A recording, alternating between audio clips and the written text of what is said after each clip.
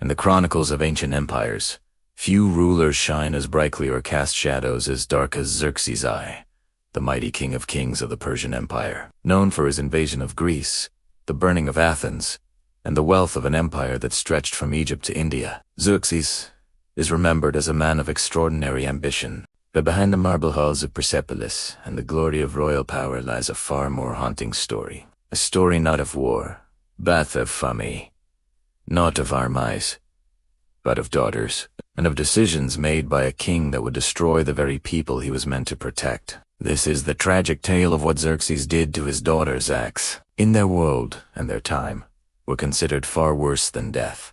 In the Persian court, royal daughters were born not for love or personal choice, but for political strategy. Their value lay not in who they were, but in what alliances they could secure. And Xerxes, ruling at the height of imperial power, believed that every member of his household existed for one purpose: to strengthen the throne. Xerxes' daughters grew up inside the most protected palace on earth, the golden fortress of Persepolis. Surrounded by silk, jewels, and servants, they lived a life that outsiders imagined as luxurious. But inside these golden walls, freedom was a dream they could never touch.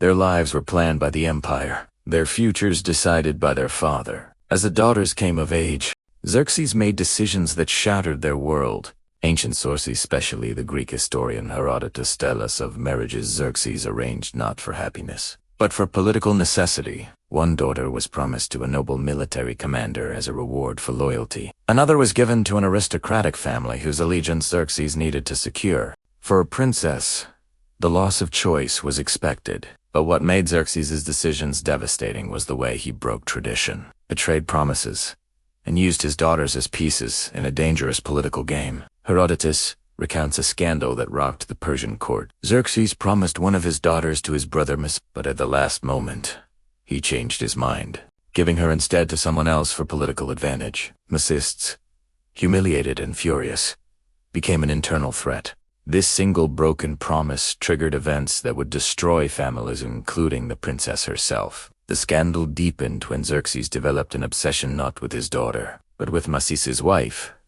the aunt of his own children. When she rejected him, Xerxes turned his attention to her daughter as niece. And to pursue this dangerous desire, he reshaped the lives of everyone around him to make the niece available. Xerxes arranged an immediate marriage for one of his own daughters, to remove her from the palace's political circle. No warning, no choice, no mercy. Overnight, the princess was ripped away from Persepolis, separated from her mother, her siblings, her friends, and sent to a distant region with a man she had never even met. For a Persian princess, exile from the royal court was a fate worse than death. The court was their world, their identity, their protection. To lose it was to lose everything they were. This was not just a marriage, it was an erasure of her life. Meanwhile, Masists discovered Xerxes' actions, including the king's attempts to pursue his own wife and daughter. In outrage, he rebelled. He tried to flee with his family, hoping to escape the king's wrath.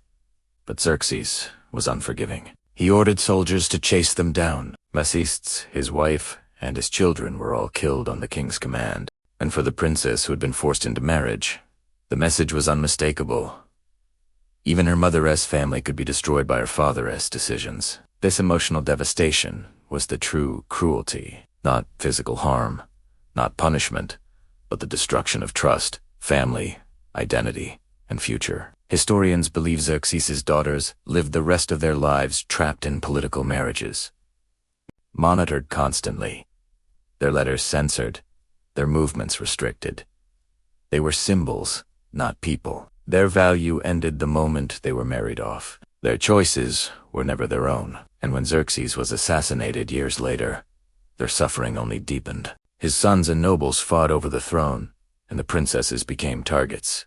Some were used as bargaining chips, others forced into new marriages, and many disappeared from the record entirely. To be erased from history was the worst fate for a royal woman. A princess lived for her legacy. To lose it was to lose life itself. In the end, what Xerxes did to his daughters was not a single act of cruelty, but a lifetime of control, denying them freedom, love, happiness, and identity. Their souls were caged long before their lives ended. And in the ancient world, where honor and autonomy defined a person's worth, such a fate was considered worse than death. This is the unseen tragedy of Xerxes' reign, a reminder that even the greatest kings could destroy the people closest to them. And that absolute power, no matter how glorious it appears, often leaves behind shadows of suffering. This has been the royal era where history's darkest truths are brought to light.